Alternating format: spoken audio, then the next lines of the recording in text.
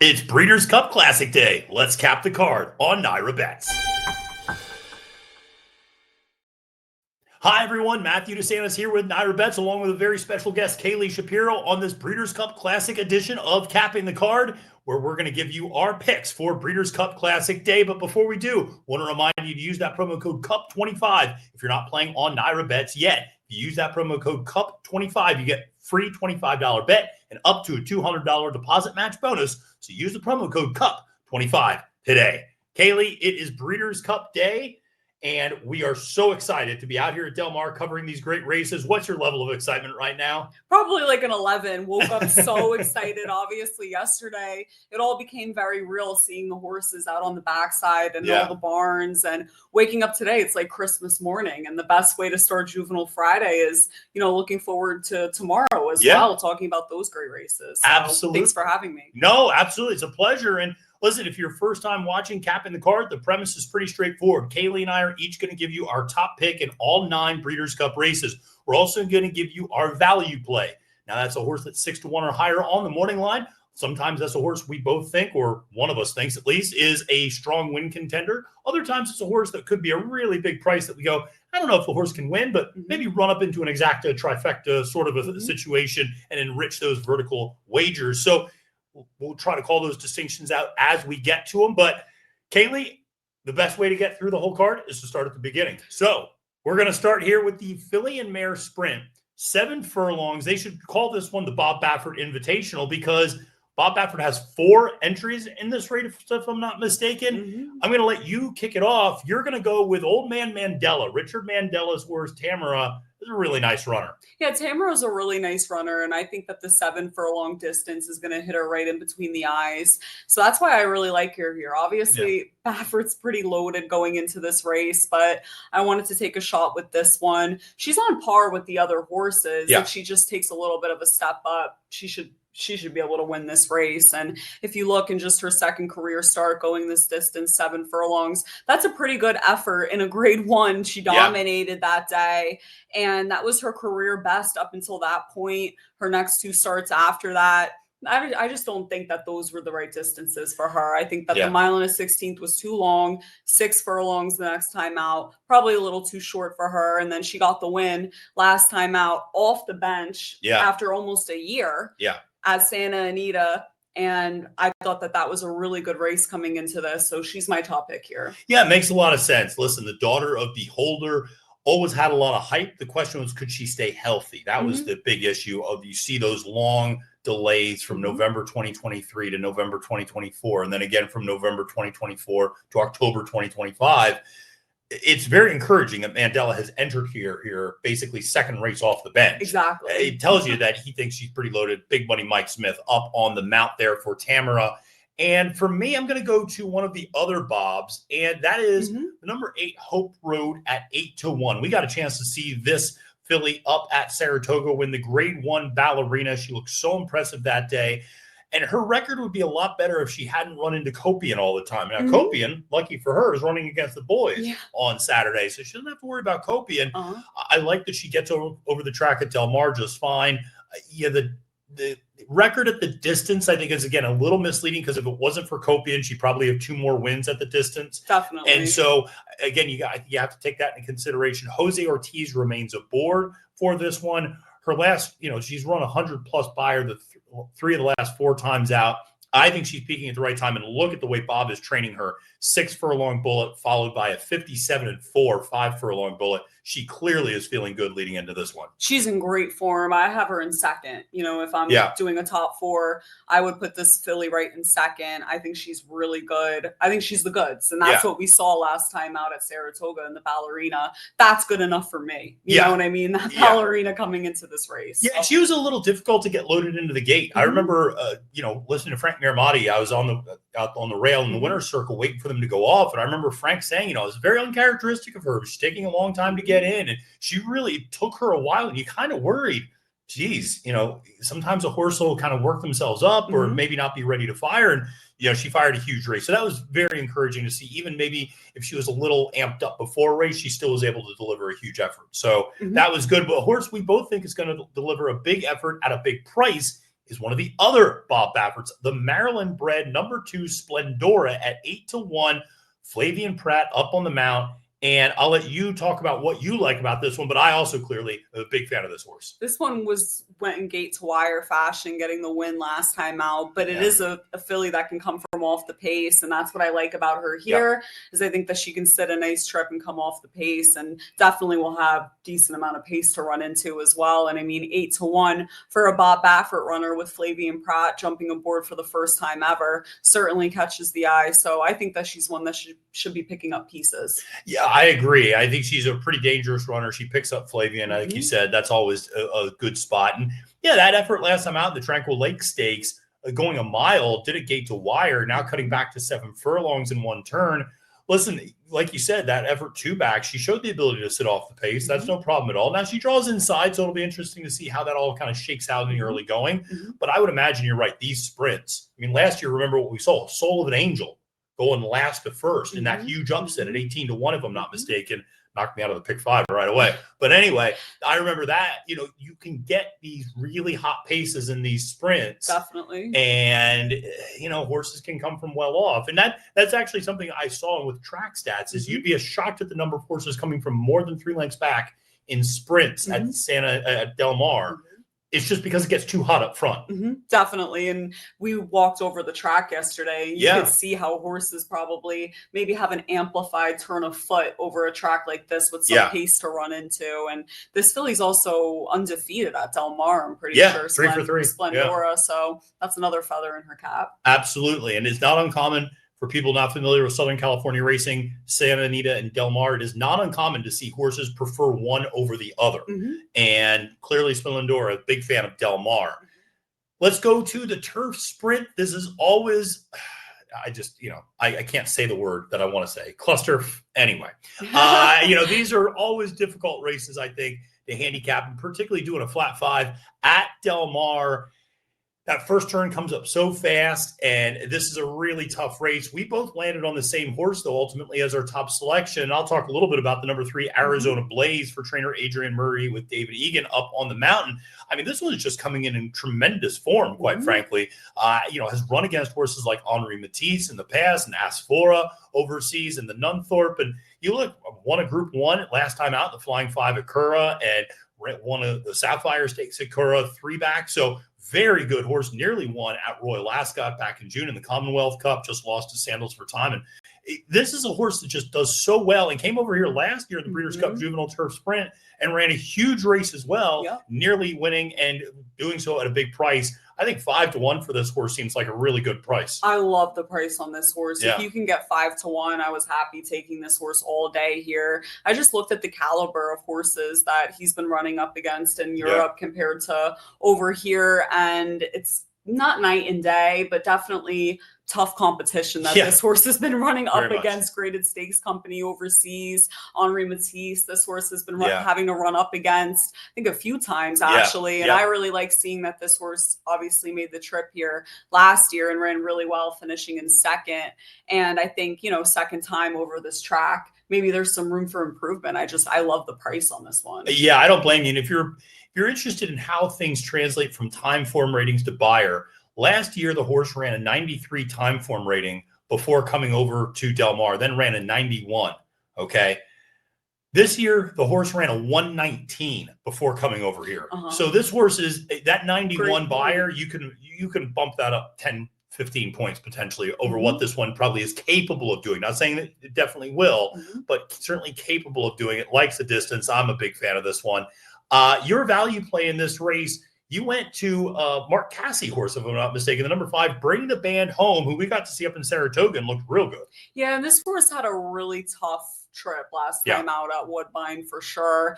But if you look at the 2 races prior up in Saratoga, I mean, this horse is pretty good. The horse's numbers fit. Yeah, this horse is, maybe the goods. I don't know. We'll see when the horse comes out here, how he runs over the track here. But looking at those figures, a 109 and a 105 up in Saratoga against no slouches in those races whatsoever. And just had a poor effort last time out. A tough trip. And I really like this horse's chances, especially at 12-1. I mean, that was a really good price, I thought, to take this one as a value play. I agree. I took a long look at this horse. I really considered using this one as my value play as well. Those 2 races at Saratoga, if it can run back to that, forget about it. The other thing is, I don't think the horse loves Woodbine necessarily. If you look 2 really poor performances at Woodbine, and every other race makes sense. Like even that race down at Gulfstream was off a long layoff. Then the next time out improved, nearly got the win. But you saw an improving buyer, and then really popped big at Saratoga and the Harvey Packet and the Troy. So I think the horse is training very, very well for Cassie leading up to this. So I'm a fan of this horse at 12-1 for sure. Yeah, and is it possible that the horse runs better without Lasix? Wouldn't shock me. Wouldn't shock me either if I'm looking at just isolating those races. That's the pattern. It's either that or Saratoga. So definitely going to take my chances with this one at a pretty good price. Yeah, I don't blame you at all. I'm going to go with a little bit of a bomb with the number 4 Kadim or Kadem. With blinkers are coming on for Charlie Hill's horse with Frankie Dettori up on the mount. We got to see this one win the Woodford at Keeneland last time out. This is a 9-year-old gelded son of Dark Angel. You don't see many 9-year-olds running in the Breeders' Cup, but I remember standing next to you in the paddock and you saying, wow, and I forget, I think it was 7. Wow, that 7 looks really good at Keeneland. And it was Kadem. And I go, well, that horse is 9 years old. And you go, no way. I mean, it was, that. yeah. I don't remember seeing this horse. Yeah. So it was, I remember you being kind of like impressed by this horse and like, well, the horse is a great mover. And then the horse went out and won the race. And so, I think this one, now 3rd start here in North America, ran at Kentucky Downs and then Keeneland at 10-1. I don't know. Horse comes from off the pace or getting blinkers on, maybe keep the horse a little bit more involved early or just get it out the gate a little bit quicker. But there's always way too much pace in these races. So should appreciate having something to run into. And this is Frankie's swan song here in the Breeders' Cup. So, maybe sentimentally rooting for this one to do well. Definitely hoping that he picks up a win, for his last Breeders' Cup for sure. And that horse looks pretty interesting at 10-1. And I love that, paired up that buyer last time out, 296s. There's probably some room for improvement. Yeah, you'd imagine. So the number 1 Motorious is your favorite in this race, very tepid 7-2 favorite. Listen, I like the horse a lot. The problem is the inside rail. The 5 furlongs is a perfectly fine distance, but this horse doesn't have great speed. Now, maybe you say, listen, we don't care.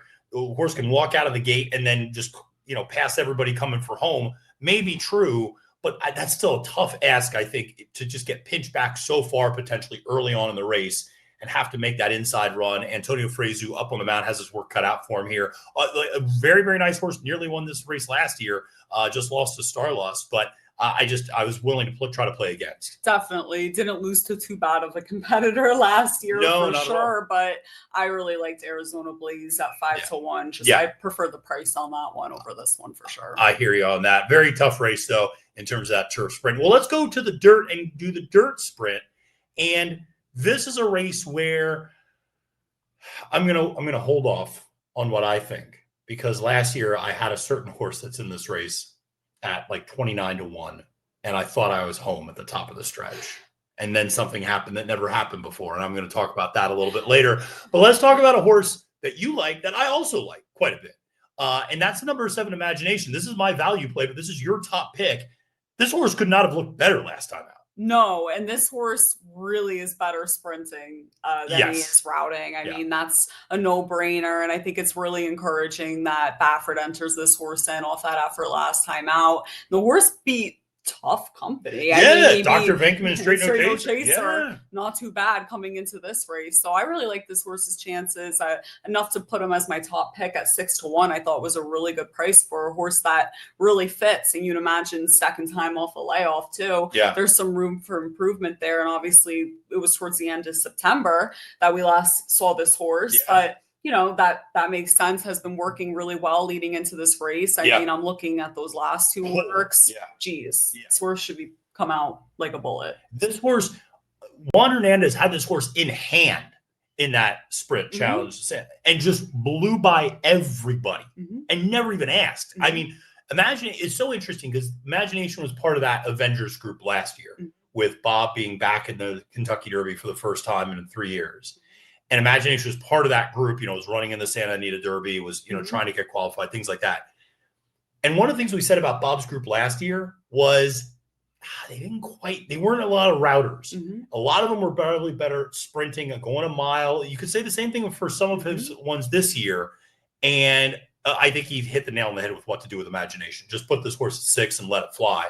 And the horse can rate. I mean, that's the most important thing. This is not a speedball who needs to be out up front, despite what you might see in the bullets. And so I think Juan Hernandez fits this horse well. And certainly looks very tough in the spot. And a very versatile horse, too. Yeah. And that's why I like him a lot. So yeah, you can sit a few different types of trips. I thought he looked pretty tough here. And I love the price of 6-1. Yes, I love the price at 6-1 as well. The price I really liked was 28-1 last year. And that was the price I was getting in Ben Tornado. And if you watch Cap in the Card last year, I touted Ben Tornado to no end. I told everybody who had 2 ears, and even some people who only had 1 ear, that I liked this horse last year. Because I said the only horses this one had lost to going around one turn in his career was, hold on, Forever Young and Bookham Dano. That's it. That's the list. That's who this horse had lost to going around one turn before last year. I didn't understand why he was 28-1. And he goes out and ran a huge race in last year's Breeders' Cup Sprint at a massive price. At the top of the stretch, even halfway through the stretch, I'm thinking, I'm home. This is amazing. We're going to get 28-1. And then something happened that never happened, which is Straight No Chaser passed somebody. Straight No Chaser never passed a horse in his life. Straight No Chaser hadn't passed me, okay? The horse had never passed anybody in his life until he passed Ben Tornado in the Breeders' Cup Sprint. Devastating. But Jose D'Angelo brought this one back after a very long layoff. We'll go from November to September, basically, and brought this one back in the Louisville Thoroughbred Society. And this horse looked even better. Ran a 108 buyer speed figure. And I mean, just a stunning horse. And recently, I think a 25% share of this horse was sold to Michael Ivorone for $1 million just the other day. And so this is a horse that has a lot of talent, a lot of ability. 5-2 is a very short price to take on this horse. I understand that. I just think this horse is the goods, doesn't even need the lead. And I had a chance to see this horse the other day. He is a beast of an animal. He is a huge horse. And I love this horse. This horse would not be off of any of my tickets. That's for sure. I tried to, get a little creative with the price. Sure, yeah. I have a little bit of a fear that maybe this one can regress off of that big figure last time out, a 108, and definitely tougher company this time around. Yeah. But was competitive in the sprint last year, running second. That's a great pick at 28-1. Yeah. That's for sure. And I'd imagine that the horse is going to be really competitive again this year. It won't be off of my tickets. No, horse is always competitive. And we should mention the number 1 Copion, which is a Richard Mandela's filly that is running against the boys, who is cutting back to 6 furlongs after running a mile and a 16th in the Clement Hirsch, finishing second to Seismic Beauty, who we'll talk about in a little bit. And it lost to a horse like Sweet Azteca, another very nice runner that is running this weekend. Copion it's a horse that I worry about that inside post. She doesn't have blazing early speed.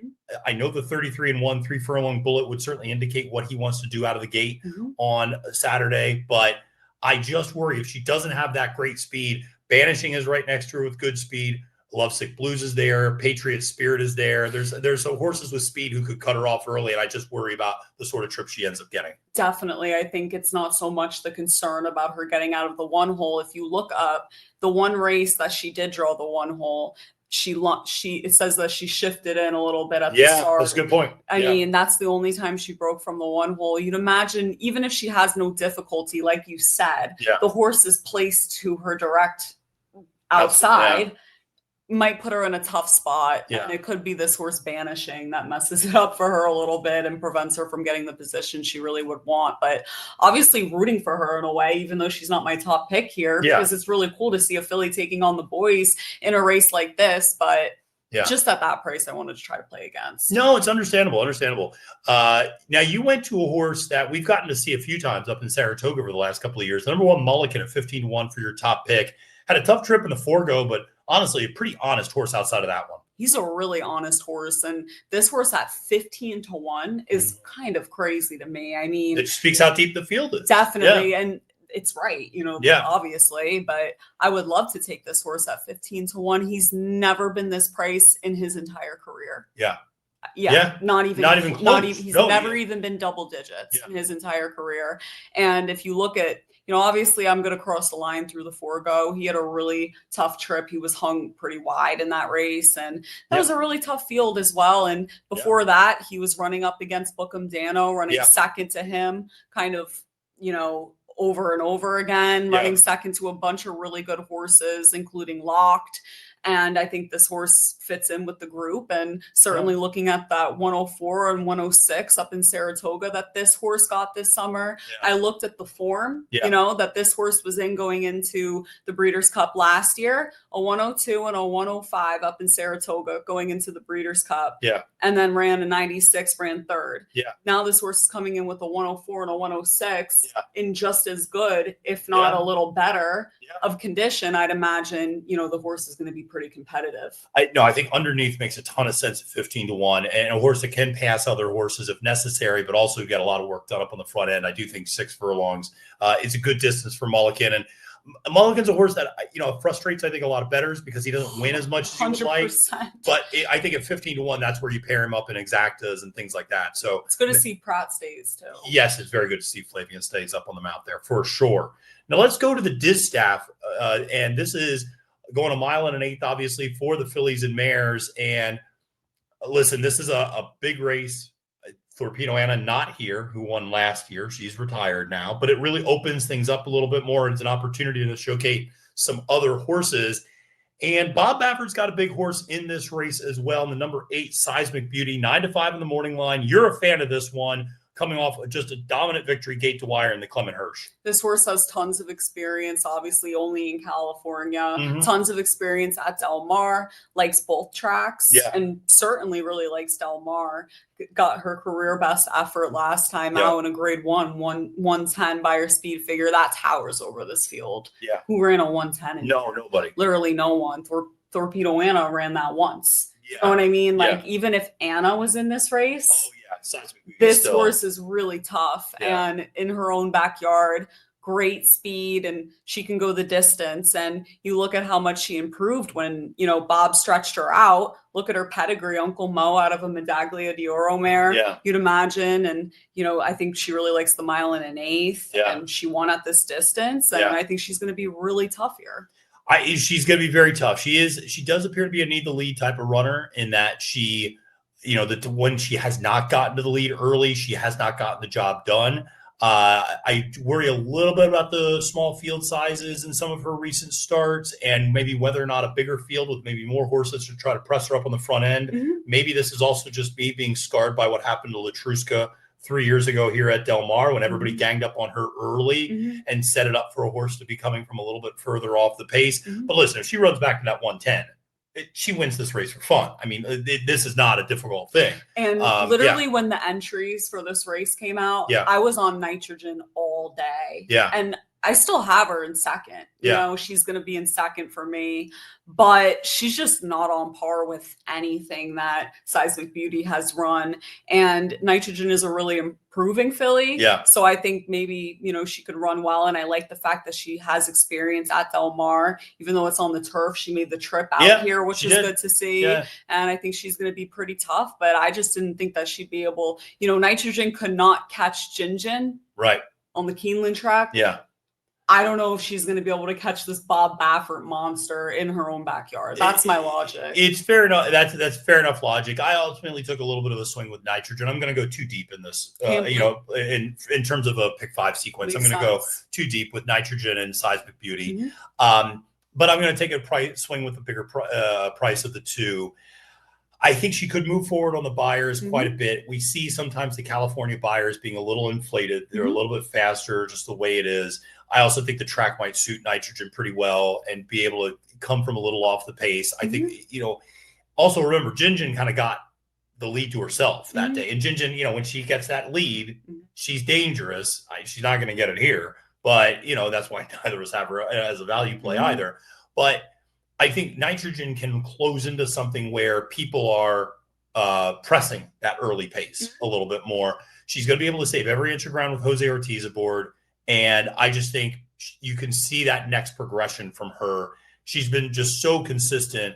And I thought that spinster, I know she lost to Jin, but she beat a horse like Scylla, who you and I both have a high opinion of. So she's a nice horse. She's a really nice horse. And if I was picking anyone that would win besides Seismic Beauty, like Nitrogen can win this race. Yes, I was all over her when the entries came out. Yeah. Like she can win this race. What did it for me was I actually watched the replay of the Spinster a few times over and over again. And Nitrogen was actually coming out over onto Scylla and kind of impacted her bid late in the race. And you know, I didn't think the more that I was looking at it, I didn't think that Nitrogen ran too much better than Scylla that day. And I like Scylla a lot, so it's not like I'm knocking Nitrogen, but you know, she can win the race. But let's talk about Scylla, because we both have her as our value play in this race at 15-1 on the morning line. That's a really big price for this horse, because this horse just doesn't run a bad race.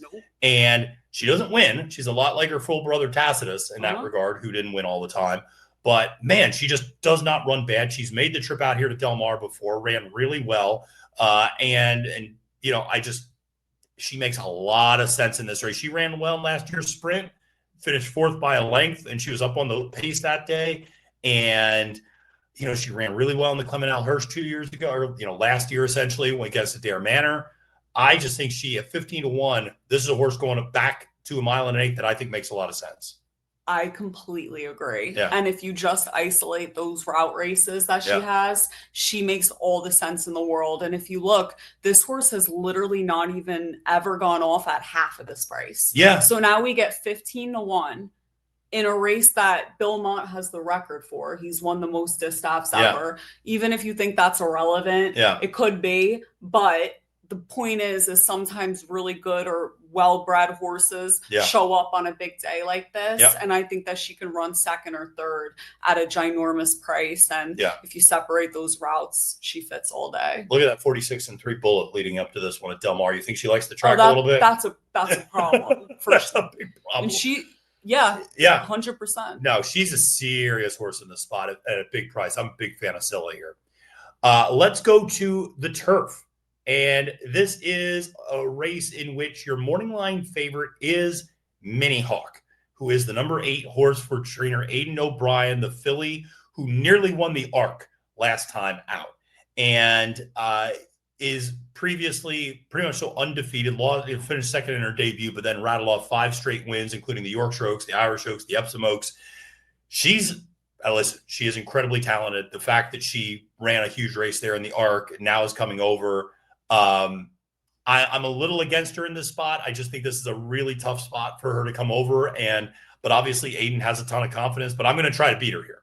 I'm trying to beat her too. I think it's a really tough spot, and it's just a little bit of a question. And I couldn't find too much of a difference between this filly and all the other runners in the race. I couldn't really find that. I mean, you have Rebels Romance in here. That's a legit monster. I didn't really think that this filly deserved to be. I mean, the price makes sense. There's a lot of hype around her. Yes, there is. But with that, I'm going to take the advantage of getting Rebels Romance at 5-2. That's a really good price on this horse. It's better than the 3-5 we had to swallow at the Turf Classic at Aqueduct last time out. So, Rebels Romance has won this race not once, not twice. He's won it twice. He's looking to win it 3 times in 4 years. Credit to Charlie Appleby, who has gotten this horse back in tremendous form after he had maybe a little bit of an off in 2023. And it came back in 2024, ran huge, and has continued. He is the world traveler. He has won in Hong Kong. He has won in Dubai and Maidan. He has won, or Qatar, I should say, in Maidan. He has won in the United States. He has won in Europe. He's won all over the world. Godolphin has such a special horse here. And that 106 Turf Classic tells you he hasn't lost a thing. And the crazy part is he's got speed. I mean, he can sit wherever he wants. William Buick can put him wherever he wants in this race. I love this horse. He's probably one of the coolest horses in training. I mean, 30 lifetime starts. The horse is 7 years old. And in 2025, 8 starts, 6 wins.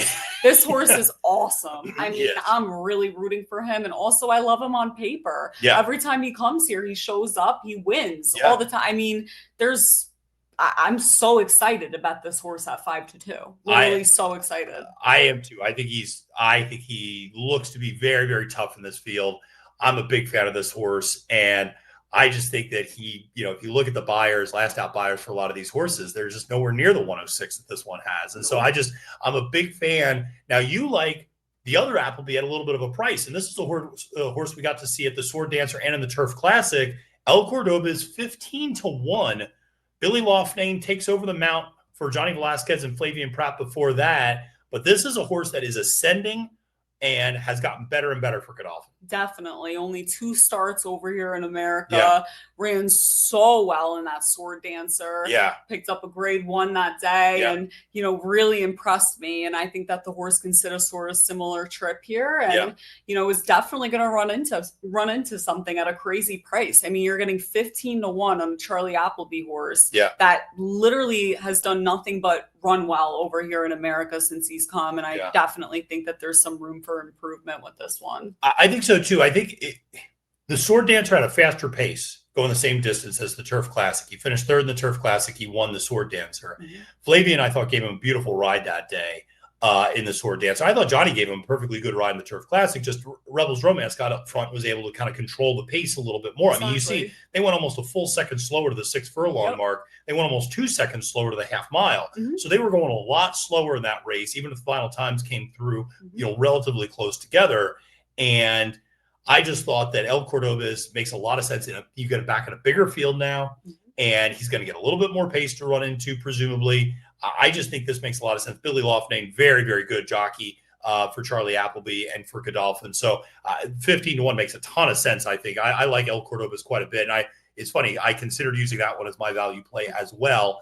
I ultimately went to the number 3, Amalok, who is a horse for trainer Ralph Beckett, tremendous trainer. And this is a horse that started off his career perfect 5 for 5 and then ran in the Irish St. Ledger last time out and finished second to Al Rifa, who is a very, very good horse for Joseph O'Brien, who I always liked. And also notice that was going 1 3/4 miles. And what happened? The horse tired the last furlong, basically. Now we're cutting back to 1.5 miles. I think this horse at 1.5 miles makes a lot of sense. And I think running over good to firm turf is going to work really well. You look at that big time form rating going over good to firm turf, 2 back 100%. In the King Edward the 7th race at Royal Ascot. So I think this horse just, like I said, 10-1, trusted trainer overseas, a young ascending horse. It's very similar to the profile El Cordoba's had when he came over to some extent, which was like kind of this young ascending horse when you're like, wait a second, I'm not sure Nation's Pride is the better of the Appleby horses, because Nation's Pride was there in that first Sword Dancer. And I think Amalok kind of fits that same trajectory as a really young horse that I'm excited about seeing. And so I do like a 3-year-old. I just don't like Mini Hawk in this race. Yeah, definitely. I think you're onto something with the fact that 1.5 miles is the perfect distance. If you look at, last time out when the horse stretched out, that's the horse's only loss. Yeah. Right. So I think, listen, you have Dubawi in the top sire line. There's nothing wrong with that. And so a very tough race, though. I mean, this is if you want to get past Mini Hawk and Rebels Romance, there's a ton of prices in here. I mean, even a horse like Tawny Port, God bless that horse. He just keeps running. Hill Road at 30-1. Hill Road is so intriguing to me being in this race, like literally so intriguing. I don't have the fractions for the Nashville Derby. Well, that's because timing at Kentucky Downs is a thing of, but I do know that the horse hasn't gotten the pace that he would need in order to run well. I agree. Yet. And this horse is better on the turf, you'd imagine, based on the pedigree and the fact that the horse came over from Europe in the first place. I'm excited to see. I don't know if I'll do anything with him, not even in a super, but I'm excited to see how Hill Road runs. Absolutely. No, and the fact Chad brings him here speaks to just how much confidence he has. He would not put him in. He's a beautiful horse. I want to see how he looks. Yeah, and Chad could put him in any number of spots after this if he'd wanted to. He could have run him maybe at Keeneland leading up to this. He could have run him, he could hold off and run him down at Gulfstream Park or, Tampa Bay, or even a couple of turf races that are still going on up in New York. He could have pointed to a few different directions with Hill Road. Listen, let's go to the Breeders' Cup Classic. This is a race that you and I have talked about a lot. So in some ways, we won't talk about this race too much.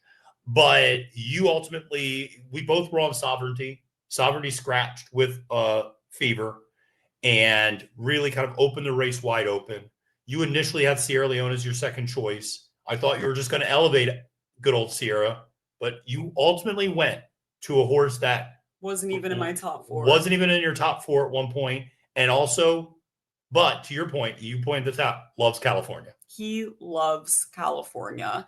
And this horse is world class. Fierceness is absolutely world class. There is literally no argument with that. No. You can't. And honestly, I literally feel like I've been going crazy over this race. After Sovereignty scratched, it was an ultimate, I scratched into Sierra Leone. Yeah. But instead of just that, I literally sat and looked at the race every which way for like, since that scratch came out, slept on the race, thought about anything that could happen. If this horse breaks, I think it's over.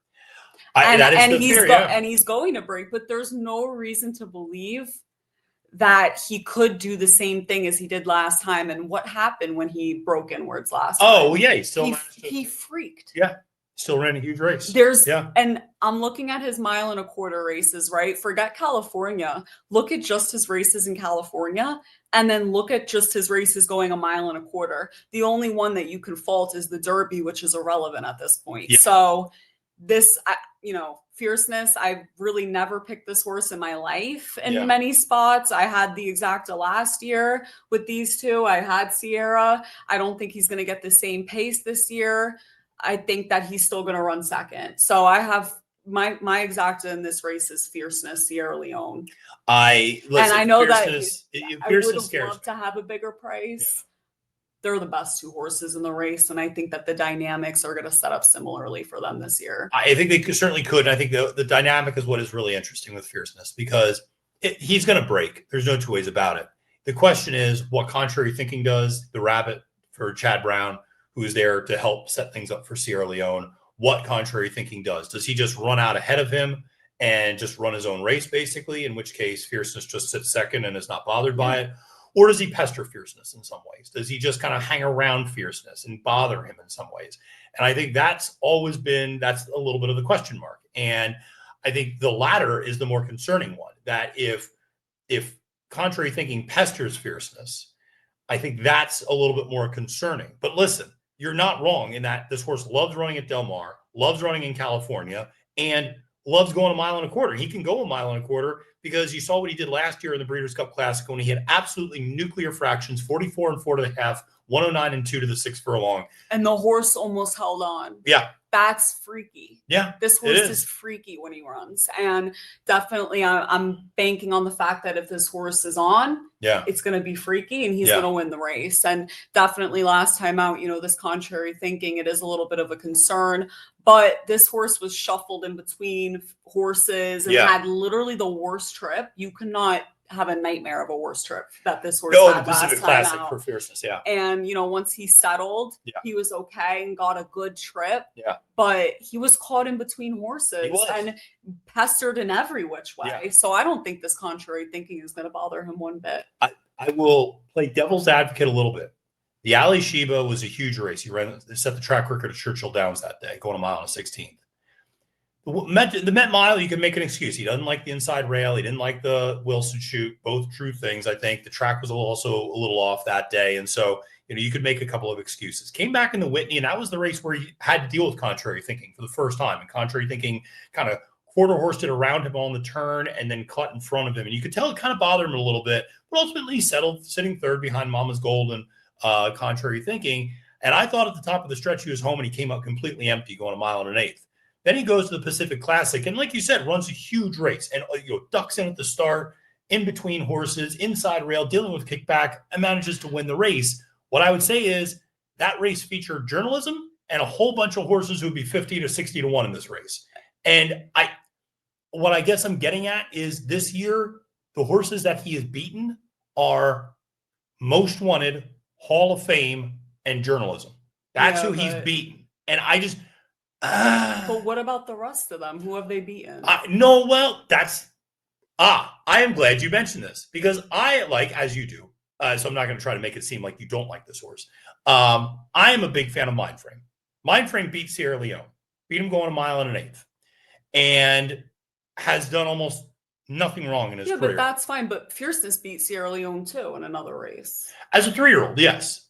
Yeah, but beat him what's, as a they all 3-year-old. beat each other at some point, depending on the trips that they've gotten. It's true. I just think Fierceness is such a Jekyll and Hyde horse that outside of last year when he strung together the Jim Dandy and the Travers, this horse doesn't really back up wins. Yeah, but I think And that he is literally better than everyone else here at a mile and a quarter. Maybe. He outclasses them all day at a mile and a quarter. If Maybe. he's on, but you know what's also interesting? Yeah. In the mile and a quarter races, Johnny has more time to settle and relax this horse. Yeah. And that might be a key also for why this horse is really good at a mile and a quarter as well, besides his brilliant speed that he literally carries the whole way. Listen, he loves California. There's nobody better at getting a horse to relax than Johnny Velasquez. Exactly. So I'm going to try to put my faith in them. I agree with you, obviously, because this is the same song I was preaching when I was on Sovereignty. Right. But when I took a step back and didn't go towards the horses that maybe I like or won me money or I'm a fan of, I'm a fan of all of these horses. Yeah, no. Fierceness, I think if the horse breaks, he should. Yeah. And even if he died, I think he's the winner, honestly. We'll see. I worry about what contrary thinking is going to do. Not that he's going to do anything nefarious, but I just worry about the effect that contrary thinking is going to have. Nevada Beach, also a horse that's going to be up on the front end there for Bob Baffert, presumably could be applying a little bit of pace pressure. We'll see. Ultimately landed on Mind Frame. He was my second choice before the scratch. I just elevated him. I'm not going to get 10-1 anymore, but still getting 6-1. I think is a very fair price for a horse that outside of his last race where he lost Ryder Ortiz Jr., had never finished out of the exacta in his career and had finished second to Dornoch in both the Belmont and the Haskell. I think a lot of that had to do with maturity, quite frankly, at the time, as those were only his third and fourth career starts. He has come back as a 4-year-old. He won the Gulfstream Park Mile. He came and won perhaps the best race of the year prior to this one in terms of the most loaded field, where he won the Churchill Downs Stakes over Nysos, Banishing, Bookham Dano, and Mulligan as a massive field. And he came from well off the pace that day to do it. He backs it up by beating Sierra Leone at Churchill Downs, going a mile and an eighth and earning that 105. He comes into the Jockey Club Gold Cup. He was your 9-5 second choice behind Sierra Leone. And you had the whole disaster in the start with Phileas Fogg and Kendrick ducking in. And next thing you know, Ryder Ortiz Jr. falls off Mind Frame, and he doesn't even get a chance. I had a chance to talk to Mike Rapoli. You were there yesterday. He said, Mind Frame's tugging. He's tugging. He wants to go. And it makes sense. The horse hasn't really run since June in that regard. I will say this. He either is going to run his race in the paddock or the first, or walking behind the gate loading in, or he's going to run a mile and 3/4 and just not even stop when the finish line gets there. And he's just going to keep going a second time around. I just think he's a phenomenal horse, and Todd Pletcher is referred to him as a generational talent. I think we're going to see it on Saturday. Definitely. I have this horse. I mean, literally, he was the horse from the start when they drew the field. I was like, this is the wild card horse. And we sat there and literally made the case for him to each other for like 15 minutes, 20 minutes before we even looked at the form. This horse is a big X factor in this race. I have him third. I'm going to put a straight try. Fierceness, Sierra, Mind Frame. I think they're the best three in the race. And this horse, and he's never, for a horse that was rushed into not rushed, but put third into start tough spots really early on. He's very mentally sound. So I don't think that there's a high chance of him running his race in the paddock. And I don't think so. So I think he should be good. He's, always a pretty laid back horse. And it certainly looked like he was chilling out yesterday. He did. We were by his stall when you were interviewing. I think he's a really impressive horse. He's a horse that I think is going to get the right sort of trip in this race. And I think he has, behind Fierceness and probably Nevada Beach, he's probably got the next best speed. And he can kind of sit behind that group that goes out up front. And I just think if they either go a little too fast, he obviously is able to pick them up. But if they don't go modest fractions, he gets first jump at them. And if they go modest, then it doesn't set up quite as well for Sierra Leone. And he gets the jump on Sierra Leone, essentially, in terms of closing from off the pace. And so I just think, listen, Mind Frame is a horse. Listen, you want to make an argument for Forever Young? You can make an argument for Forever Young. You want to make an argument for Baeza to run well, which I'm going to talk about in a second. I think he can. You can make an argument, obviously, Sierra Leone, a horse we both have second. We both think is going to run a huge race, and a horse that is incapable of running a bad race. we both think journalism could run, 4th or 5th in this race. That's probably the horse you and I are both most out on in some ways. Antiquarian's a horse that has gotten faster in every single start this year. And I know the Jockey Club Gold Cup was marred with a little bit of controversy, but you can't ignore the 108 Buyer speed figure last time out. And so, there's so many good horses in this race. The folks listening at home, you could make an argument for a few of them. I wouldn't argue with you back. No, not at all. It's definitely a loaded classic. And I think that the 3-year-olds might have something to say as well. I don't think that a 3-year-old's going to win. Yeah. I think that a 3-year-old's going to have something to say for sure, show some sort of improvement. Like, it could very well be that your top 4 finishes within 2 lengths of one another, all of them. And then a length back is a next group of hard knocking 3-year-olds that show us something different. In their group. Like, for example, I think that Baeza is going to outkick journalism. That's definitely my opinion. I share that sentiment. I don't have him in my top 4. He's not my value play here, but he's a horse that I think could run a big race and outkick journalism. Yeah, listen, he's my value play because I went with Mind Frame as my top choice. And so when you're 6-1 top choice, I'm going to go a little bit higher as a value play. Baeza is a horse I don't view as a win threat, but I do think you could throw in at deeper vertical exotics at 15-1 on the morning line. The horse is improving every single start and finally got that grade 1 last time out, coming from well off the pace, but can also track the pace. Doesn't need to be that far back, can sit a lot closer if necessary. Now, I don't love the post draw just because Fierceness is to his inside and Nevada Beach and Contrary Thinking are right to his outside. So he's got to make sure he doesn't get shuffled too far back. Hector Barrios needs to do a good job of that. But listen, the horse can come from off the pace, so it's not that much of an issue. If he settles mid-pack, he's going to be able to save ground on the rail. I think at 15-1, and like I said, vertical gimmicks, I like the horse a little bit. Definitely. And the horse definitely, going the 1.25 mile distance. This is his first try at it since the Belmont. And the horse has done nothing but improve since the Belmont. So he ran in the Jim Dandy and then ran a huge race and then won the Pennsylvania Derby and now stretches back out to 1.25 miles. And he's a Mayfall, late Mayfall. And I think that now as he's matured and gotten better, trying 1.25 miles again is probably going to work out. We saw a big physical difference between the Belmont and the Jim Dandy. Oh yeah. And then and then again in the Pennsylvania Derby, and he's going to continue to get better for sure. He's a really nice horse. Let's go to the mile, which is on the turf. And this is a race where Charlie Appleby's got another real nice horse in this race. Notable Speech, who nearly got the job done last year, finishing 3rd in this race to More Than Looks and Johannes. Came back this year, ran in the Woodbine Mile up here at Woodbine, obviously up in Toronto, and ran a huge race that day. I know a lot of the Euros are very high on Notable Speech. They say he's better than he was last year. And if that's the case, then everybody's running for 2nd. Well, I'm glad to hear that because I thought that the horse is coming into the race this year in better form than he was last year. And that's why I thought, finishing 3rd last year, some pretty good horses. Now coming back for another try at it, I think that he's a pretty clear winner here, in my opinion, and that's why I took him at 5-2.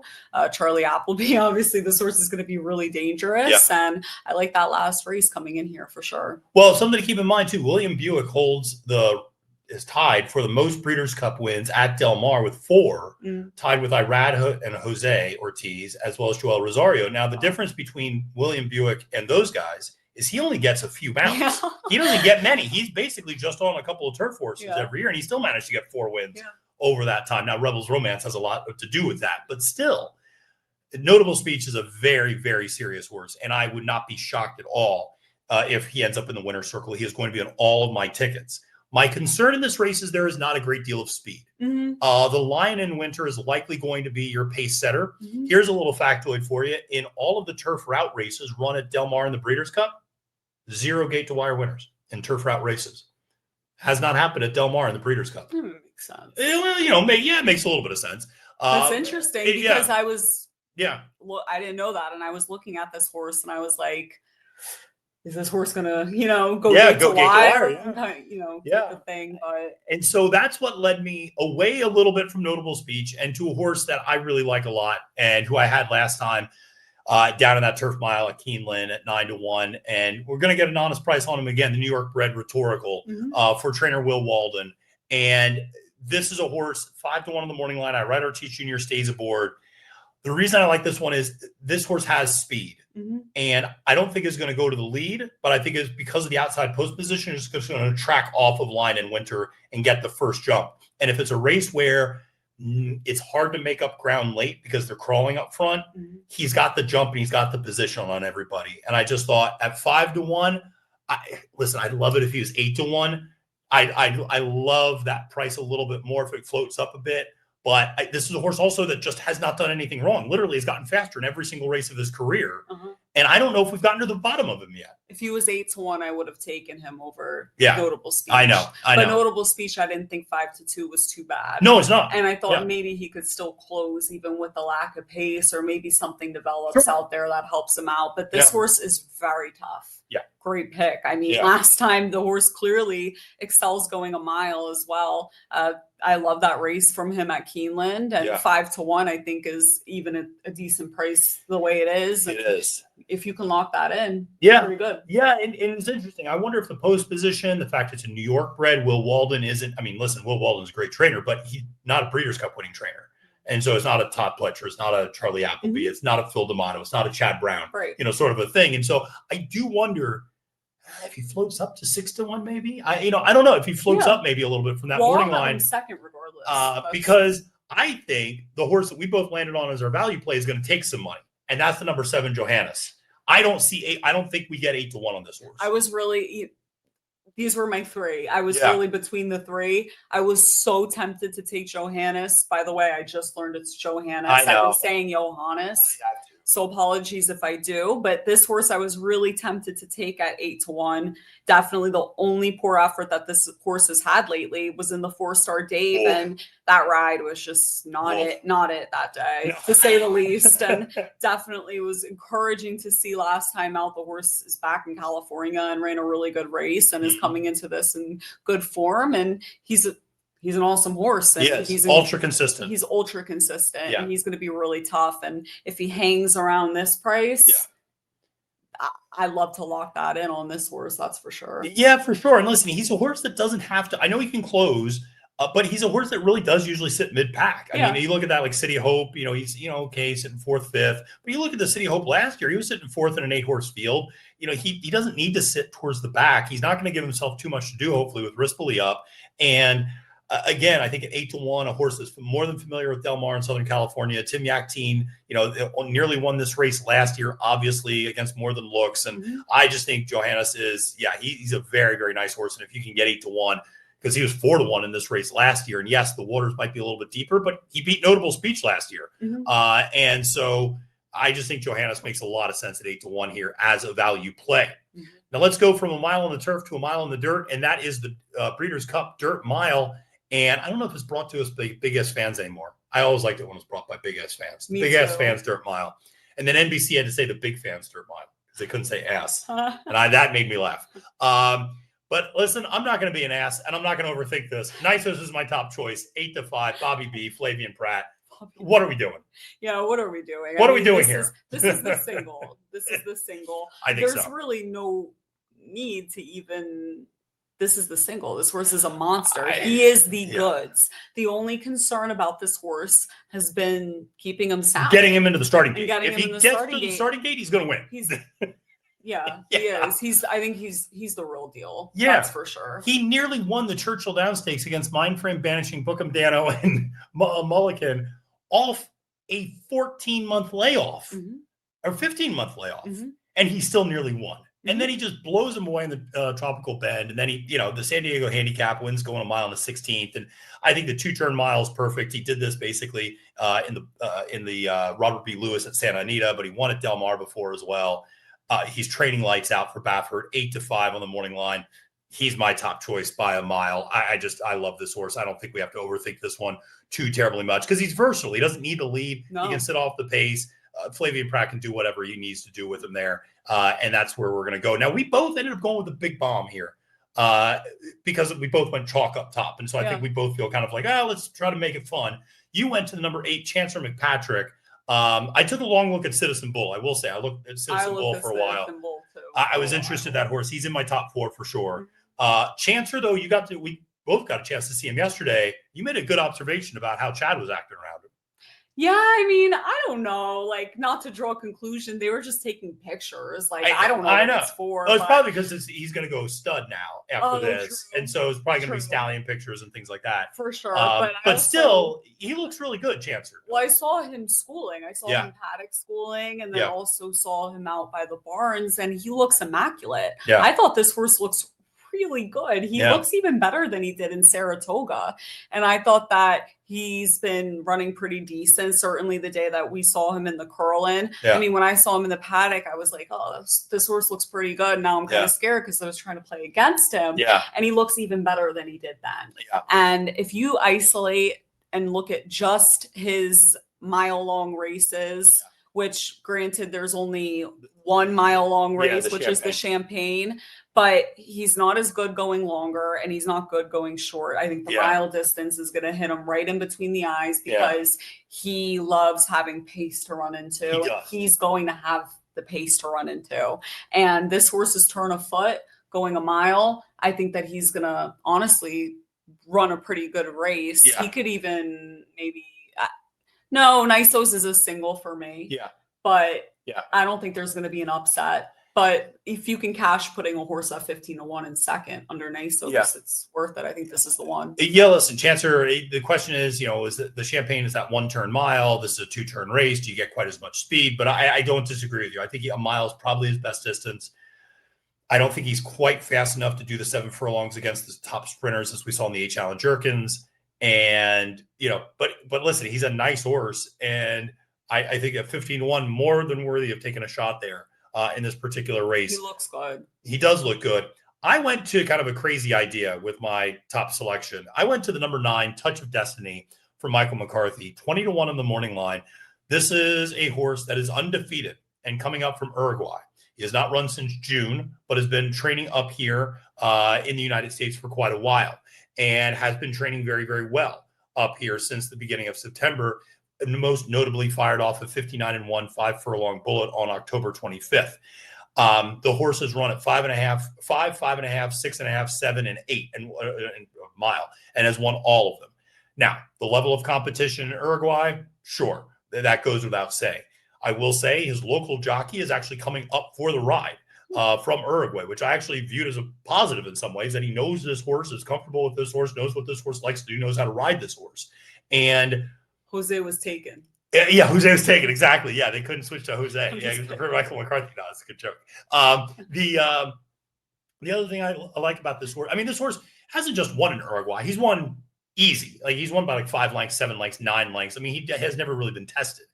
I don't know. He's a huge X factor in this race. But the encouraging part is that he has been going left-handed. So he's been going around a turn at least, going a mile. And I don't know. The fact that they're putting him here would kind of indicate they think the horse has some amount of talent. Well, this 20-1, what the hell? I'll throw the horse in. Well, this is the fun of the Breeders' Cup. It is, you don't can you know? Find these horses coming over and kind of draw your conclusions. I didn't know what to make of this horse. No, it's fair enough. I can't fault anyone for taking a shot, putting this horse underneath at a huge price, and certainly encouraging, to see that time for him 102 last time. That's the only really real reference I have for this horse, which looks legit at least. And Mike McCarthy has the horse now, so pretty interesting. Yeah, a little bit interesting. Let's go to the last race, which is the Filly and Mare Turf. And it's so funny. This one, we handicapped separately, but we ended up on the exact same 2 horses in this one. Listen, I know people are going to go to the far outside and they're going to talk about She Feels Pretty. That 13 post is really hard to overcome. The only time she was ever parked that far outside, or it wasn't even that far, but the only other time she had a double-digit post draw was actually in the Breeders' Cup Juvenile Turf Fillies, and she finished 3rd that day to Hard to Justify in Porta Fortuna. And part of it was because she was so wide early. And that was at Santa Anita 2 years ago. And I kind of worry about the same thing. I mean, she's been running against good fields, certainly, but shorter fields. And she's been getting, pretty decent post draws and things like that. And so I don't know. I was going to try to beat her at 4-1. Yeah, obviously I went with Cinderella's Dream here. And this horse has beaten She Feels Pretty before. And I thought that this ninth too. I was pretty excited. I was thrilled to see 9-2 on this horse. Yeah. And granted, those last two efforts, obviously, some would think maybe not in the best of form. But if you look at everything before that and the way that this horse runs when she comes over to America and has experience over this track, ran second last year to NYRA. Yeah. There's a lot to like about this one, and I really wanted to just take her. I didn't love the post for She Feels Pretty either. She doesn't have good enough speed to get a nice position off of that. And granted, she has won from a far outside post. I think it was over like a yielding track. Yeah, and it was. And yeah, that. it was, I was also a 7-horse field, which is a lot different than breaking from the 13. Yeah, in that regard. But I know you're right. Like, it was the far outside that day. And because I noted that as well. Yeah, she was 7-7 that day. Yeah, and then listen, Cinderella's Dream as a 3-year-old was one of the most stunning turn of foots that I saw in person when she won both the Belmont Oaks and the Saratoga Oaks. She didn't even have the best trip necessarily in that Breeders' Cup Filly and Mare Turf last year against older horses, older fillies and mares, and she still nearly got the job done against Moira, beat Didia, and it really looked good that day. And went back overseas and ran some really nice races, got a Group 1, got a Group 2. And the last couple of times out in France and then Great Britain, she, didn't run great going 1.25 miles at France in a Group 1. And, didn't run poorly, finished 4th, and then came back with a 3rd place finish in the Sun Chariot, but finished, Fallen Angel and Blue Bolt, who were both outstanding, older fillies and mares. And so I just think, Charlie brings her back over. 9-2 seems like a very, very good price to get on her in this particular spot. And then we both landed on the Chad Brown horse, and I'm surprised we both landed on this one, but we did, which is Village Voice at 15-1, who's making her second start in North America. Definitely. You can't ever really leave Chad Brown out of these types of spots whatsoever. And, he has to compete with all those turf horses coming from overseas. That's tough. And he always has horses that hold their own. And I thought that this was one of them. And certainly interesting that the first start ever that this horse had in the U.S. She won. Yeah. So that's and that was off really a long layoff. That was off almost a year-long layoff at this distance. Yeah. And I think that the horse looks really good coming into this race and should have decent pace to run into as well. I'm a big fan of Village Voice. I think you see a big step forward in the second start. 15-1 seems like a great price to get on her. Remember, this is a filly that ran and a mare that ran against White Birch, Kalpana. She's run against the tough ones overseas. She came back over. First start from Jessica Harrington for Chad, and you get the jockey upgrade from Dylan Davis to Flavian Pratt too. So big fan of Village Voice here in that final race. Kaylie, listen, we have to go to Del Mar now for Breeders' Cup Juvenile Friday. But before we do, want to remind everybody to press that like and subscribe button on NYRA Bets YouTube. Use the promo code CUP25 if you're not playing on NYRA Bets yet. And how excited are you now that we're done with capping the card? This is our last big thing we had to do. Now what's your level? You were an 11 before we started. What are you now? 15. There you go. That's the attitude we like to see. Listen, folks, thank you so much for everybody who's tuned into all of our great Breeders' Cup coverage. Just as a reminder, we're going to have some live streams. We're going to go live on YouTube and NYRA Bets X on both Friday and Saturday. Once the races are over, give our live reactions, talk a little on Friday about Saturday, and do the whole 9 yards. For Kaylie Shapiro, my name is Matthew DeSantis. Wish you a great and profitable day at the races. And reminding you, friends, it's now post time.